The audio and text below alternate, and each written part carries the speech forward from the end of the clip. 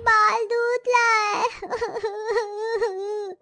अच्छा ठीक है, धीरे धीरे करता हूँ। बाबा, बाल नुचलाए, आप लेने दो। जब माँ आएगी मैं अपनी छोटी माँ से बनवाऊंगी। और जब मैं अपनी छेलियों को बतला कर आऊँ कि आज आप मेले लिए माँ लेने जा रही हो। रेखा खुशी से बाहर चली जाती है और सुनील डबडबाती आंखों से दीवार पर लगी अपनी स्वर्गवासी पत्नी की तस्वीर को निहार कर टूटे दिल से कहता है, सुभद्रा मुझे माफ कर देना। मैं तुम्हारी जगह मोहिनी को देने जा रहा हूँ, क्योंकि हमारी बिटिया को माँ की जरूरत है। इसलिए मैं मजबूरी में ही दूजा ब्याह रचा रहा हूँ, जिससे हमारी रेखा को माँ मिल जाएगी।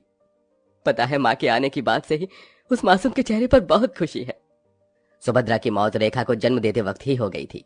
सुनील अपनी काली बेटी रेखा को अकेले ही पाल पोस रहा था, लेकिन 4 साल की रेखा हर बार माँ के लिए रोती बिलखती थी, जिसके बाद सुनील ने फिर से शादी का फैसला उठाया। जूही जूही, तुझे पता है आज मेरे पिताजी की शादी है, मेरी भी माँ आएंगी। ये सुनकर सब बच्चियां जोर जोर से हंसकर मजाक उड़ाने लगी।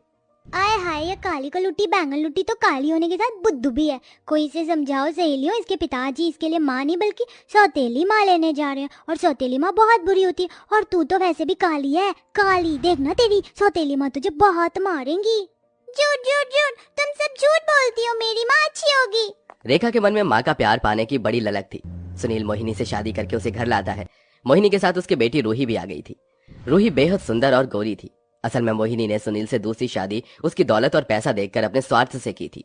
मोहिनी के घर में कदम रखते ही रेखा उससे लिपट गई। उसकी खुशियों की कोई हद नहीं थी। मेरी माँ आ गई, मेरी माँ आ गई। अरे काली को लुटी, चल हट मेरी माँ से दूर रहो। चुड़ैल सी काली शक्ल है तेरी तो। रूही, ऐसा नहीं कहते, अब से रेखा तुम्हारी बहन है और मेरी बेटी। धन्यवाद मोहिनी, मेरी बेटी को अपनाने के लिए। आज जाकर मैं चिंता मुक्त हो गया। मुझे यही डर सता रहा था, कहीं मेरी बच्ची रेखा का काला रंग देखकर तुम उसे अपनाओगी या नहीं। हाजी, आपने भी तो मेरी बच्ची को स्वीकारा है। और वैसे भी किशन कन्हैया भी तो काले थे और यशोदा की संतान भी नहीं थे, क्योंकि जन्म तो उन्हें देवकी ने दिया था। वैसे भी रेखा ने सुभद्रा दीदी की कोख से जन्म लिया है, लेकिन अब से ये मेरे जिगर का टुकड़ा है। मोहिनी ने मीठी मीठी बातें करके सुनील का मन मोह लिया, लेकिन असल में उसे काले रंग से चिढ़ थी। दिन गुजरने लगे। सुनील अपनी काली बेटी को मोहिनी पर छोड़कर काम पर चला। तब वो दोनों माँ बेटी अपना रूप दिखाती हैं। रेखा अपने कमरे में बैठकर पढ़ाई कर रही होती है, तभी मोहिनी उसकी किताबें छीनकर फाड़ देती है। माँ, आपने मेरी किताबें क्यों फाड़ दी? क्यों रे काली कलूटी, पढ़ लिख कर बड़ा तो कलेक्टर बन जाएगी और पैसे कमा कर देगी। चल जाकर बर्तन मांज, वरना तेरे थोबड़े का नक्शा बिगाड़ दूंगी। देख लिया तूने अपनी औकात, मेरी काली बहन, तू नौकर है नौकर।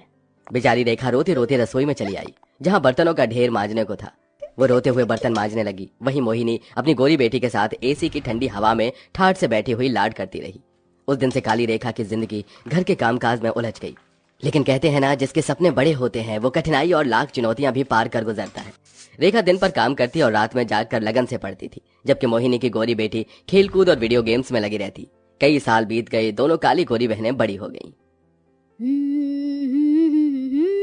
ला ला ला ला ला ला ला ला ला ला ला। रूही, अगर तुम्हारा मेकअप हो गया हो तो जरा मुझे भी तैयार हो जाने दो।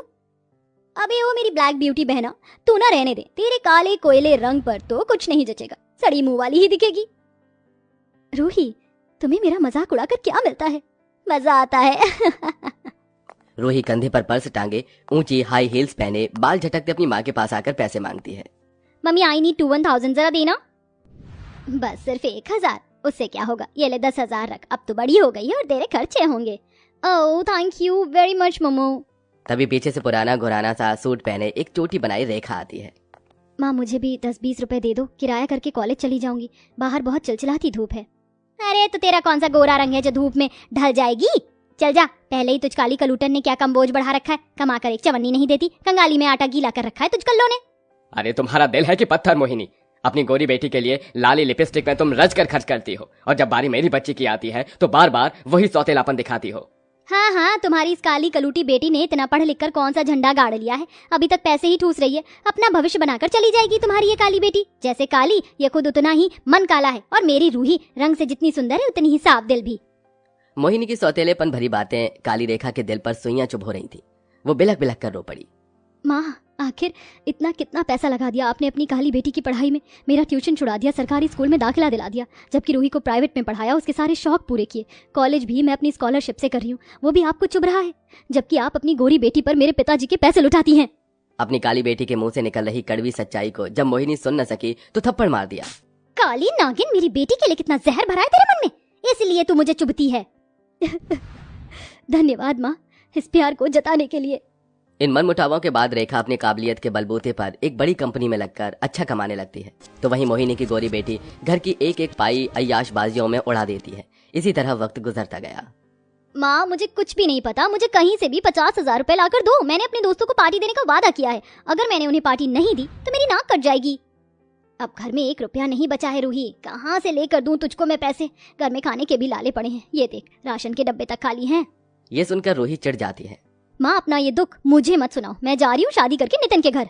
रूही, तू अपनी माँ को इस दुख में अकेला छोड़कर जा रही है, तो क्या मैं सारी जिंदगी तुम दोनों को कमा कर खिलाने के लिए थोड़ी यहाँ बैठी रहूंगी? मैं भला क्यों अपनी जवानी बर्बाद करूं? तुम्हारी काली बेटी अच्छे नोट छाप रही है, वो खूब पैसे वाली हो गई, उसकी जान खाओ। रूही अपनी माँ को दुख में छोड़कर नितिन से शादी कर लेती है। ऐसे में मोहिनी की काली बेटी ही उसके काम आती है और अपने पैसे से घर चलाती है।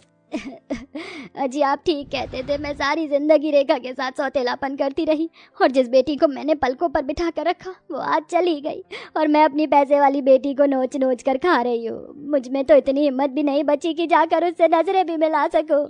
अपनी माँ को पछतावे से रोते देखकर काली रेखा का दिल पिघल जाता है। उसके दिल की भड़ास आंसू बनकर बहने लगती है।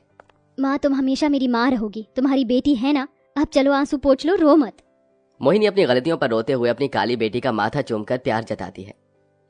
मेरी बच्चिया, मेरे कलेजे से लग जा, तूने एक बेटे से भी बढ़कर किया, मुझे नाज है तुझ पर।